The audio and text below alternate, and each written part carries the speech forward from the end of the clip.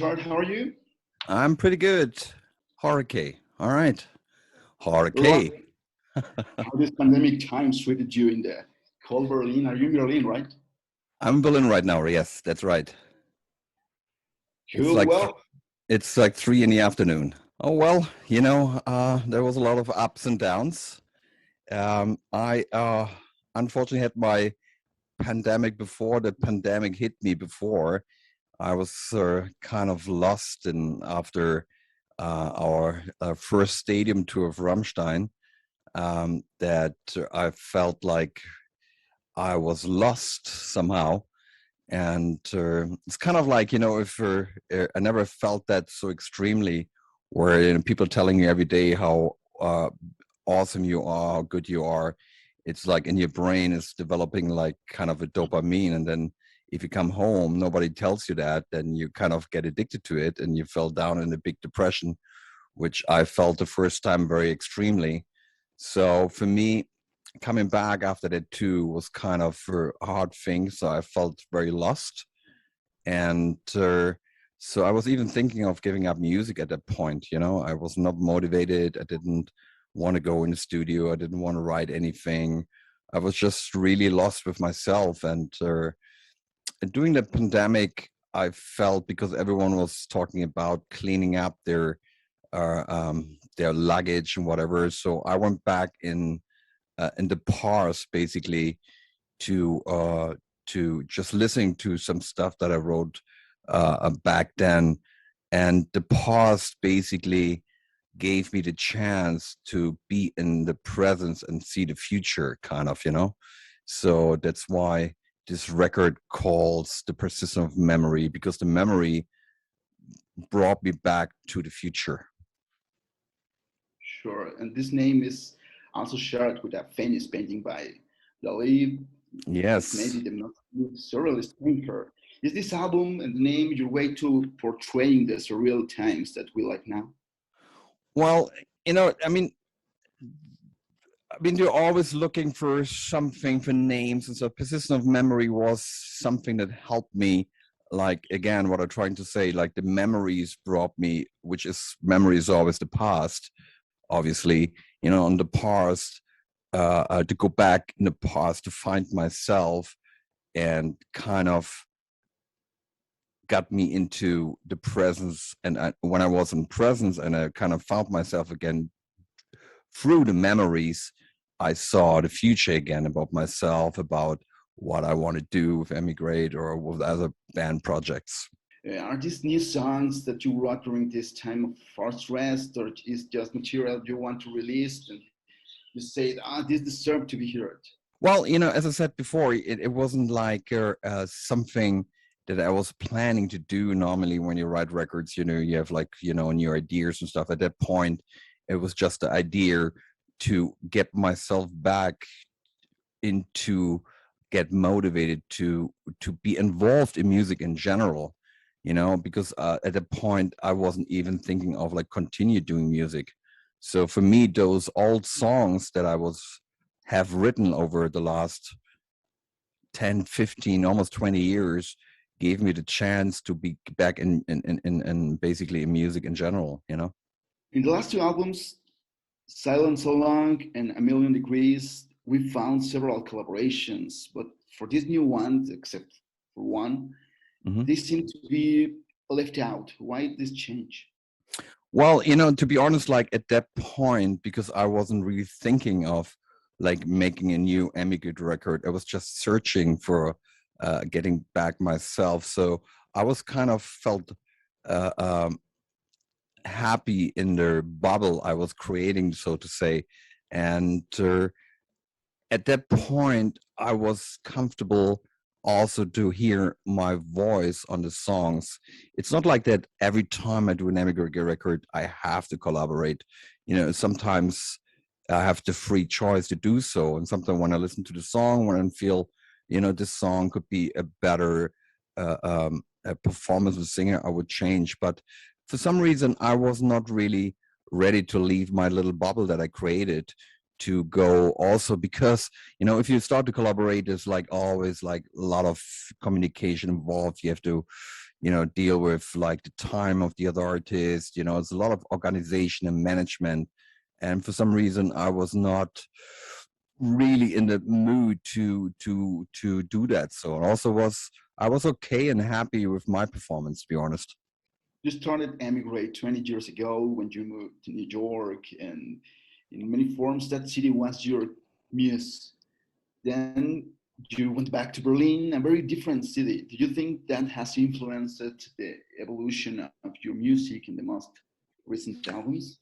Of course, I mean every or city or every uh, uh, um, apartment or like has a certain kind of energy, and I mean the city in a bigger aspect or in a bigger picture, and or a certain kind of cities bring the energy to your energy, and that creates certain things. I mean, you change, your energy change, you grow up, you change your mind about things you're learning, you experience, and the city probably also does it and change the energy. For me, at that point, like those songs was written like in both cities, so it's quite hard to say actually.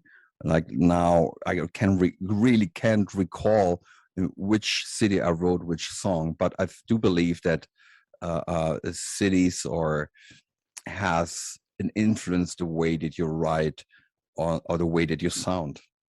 Your lineup has changed throughout each album, except maybe for Gillette. Is this gave the band a kind of freshness?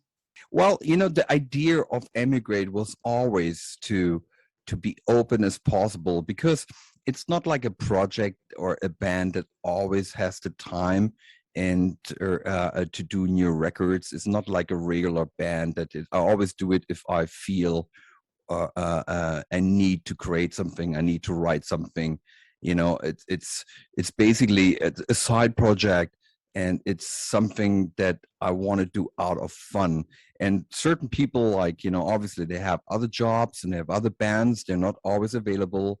So it's just like who is available at that point, and also if I feel like inspired by those people, they're come and go, which is pretty normal. And of course then if you have different people, they create different energies, and that also creates different outcome, of course. And just a curiosity, why change the tradition of 11 songs? You have done it with both Emigrate and Rammstein from the beginning in every album, but now you are only nine. Ah, true that. Well, I yeah, love it. listen. Well, no, it's funny because in the beginning, I wasn't even thinking of like doing like in a whole record. I was just thinking of doing like an extra. The first idea I had was basically bringing out a vinyl box and to do some extras. I was like, trying to do like 4 or 5 songs, but then all of a sudden I found more stuff, and I think like no one was expecting, especially me, to come up with 9 songs. It wasn't planned as a whole record, but it turned out as a record. And if I would have digged a little bit deeper, I probably would have like 2 more. But at that time, I remember when my engineer Sky came, and I told him like, we just got to record like 4 songs, and all of a sudden it was 9 already. So he was like, I don't have the time. Well, well, I really think your skills as a singer have been improving over the years.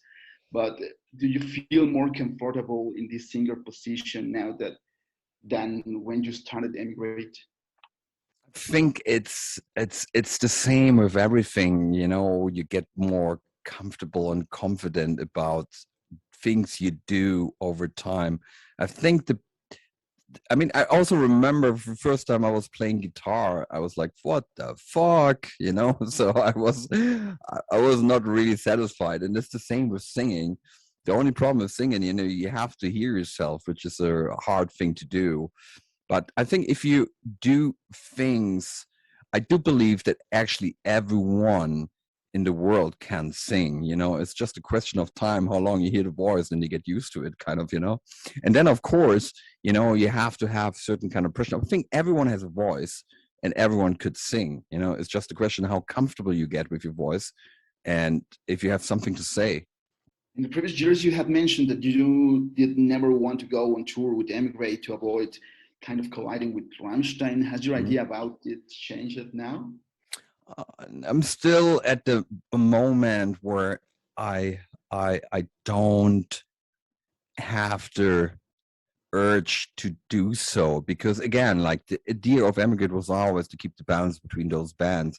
It was more about like, getting something out that it needed to get out besides Rammstein. So uh, it's let's put it that way. I mean, people ask me all the time, and also the band members asking me all the time. I mean, I'm not saying never, but at the moment I'm so busy with doing that and like, trying to manage the next Rammstein tour, which also is coming up. So even if I would do that, there have to be a long break, and I feel like, you know what, I need to play live again, because for me, in general, playing live is just really a small part of what I do. I always felt more comfortable to create in the studio. That's like the magic moment for me. That's where things happen. To play live, it's okay. It's, I mean, I do have a little side for that, but for me, the most important thing, the most I feel comfortable is like to compose, to write, to record, to create that, And I think electronic music, of course, has been a fundamental part of your music forever. And I can notice a certain predilection in the recent times. You have Andrea Marino, who is DJ in this new Emigrate lineup, and the Deutschland remix. Maybe you will be interested in exploring a facet as DJ yourself. Yes, I think that's one of the reasons also why I I created that record, was to maybe finish a certain area, with Emigrate. I always felt compelling to have the idea of doing an electronic records, and I think like, when I see the signs, like even, that right now I have to line up with someone that's a DJ, that's a young generation, they do things different. I'm very always open and learn about, what especially young generation do in the kind of electronic world. So I totally can imagine to do like one electronic Emigrate record. In some interviews in the past that rock is dead and rebel is dead. You're still thinking in that way. Well, and it is what it is. If something is dead or not so popular, it doesn't mean I still love it. But also I was always like, even from the beginning when I was listening to music, I always compelled, and I was like, interested in all kinds of music.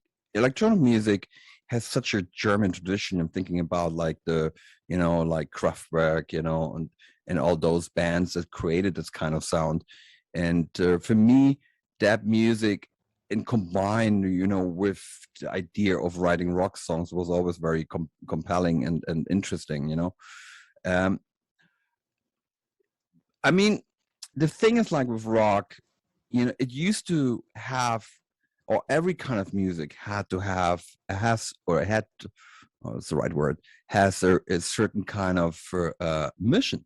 Rock music used to be, music that we would also rebel against our parents. It used to be like, I remember when I was small, I was cranking up the rock music, and my parents would come in and say, "Oh, can you put it down?" Nowadays, when like my kids play like rock music, I come and say, "Can you make it louder?" So the rebellion in rock music is kind of over. That's why I think the rebellion in these days is more in lyrics. That's why I think hip hop is so popular. Because the young generation need to rebel. But this will also go over, and the next generation needs something else. I don't know if like rock music comes back, but it at the moment, obviously, it has changed and is not the high priority like in the music business. But still have a huge representers like Rammstein or Metallica.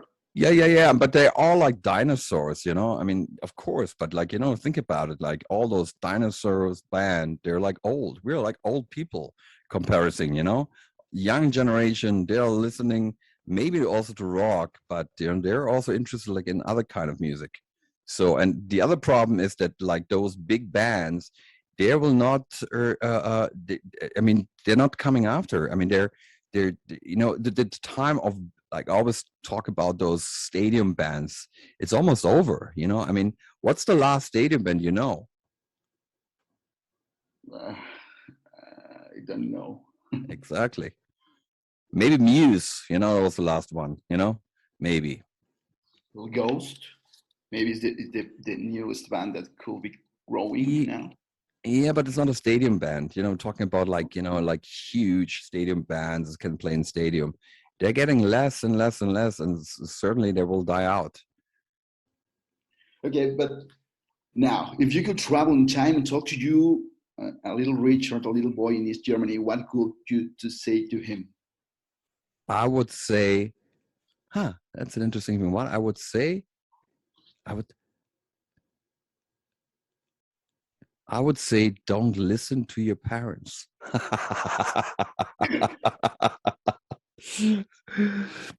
Because they never believed what I was trying to do. They're always like parents, especially in East Germany. I mean, no one believed. The funny thing, like, I mean, first of all, in East Germany, there was not such a thing as like, that you become a rock star. Yeah. And like a couple of years back, I went to a school reunion, and they told me that I used to say I will become a rock star. Even in East Germany, it wasn't even possible, but somehow I believed that I will that become. So I mean, it's like, I don't know. I wouldn't even say anything, actually, to be honest. Like, if I go back, I would say I wouldn't say anything, because if you say something, you will fucking change the future. So I wouldn't say nothing. That's cool. But now you took your decisions, and now you're a worldwide rock star. And after so many years in music, do you feel like you achieved everything what you always dreamed? That's the unfortunate part of like, being or chasing a void that it's inside of you. I think it never stops. It doesn't matter how much you achieve or how big you play. You always feel you have to prove yourself to someone, probably to your fucking parents. Well, Richard, thank you so much for your time. And I must say, we missed you a lot in Mexico. Oh, thank you so much. And I know we were going to come like in next year in September, October. We're going to be there twice. 3 times. Yes. Okay. Thank you so much. Oh, you're welcome. Have a beautiful day. Thank you. Take All care. Right. Goodbye. Goodbye.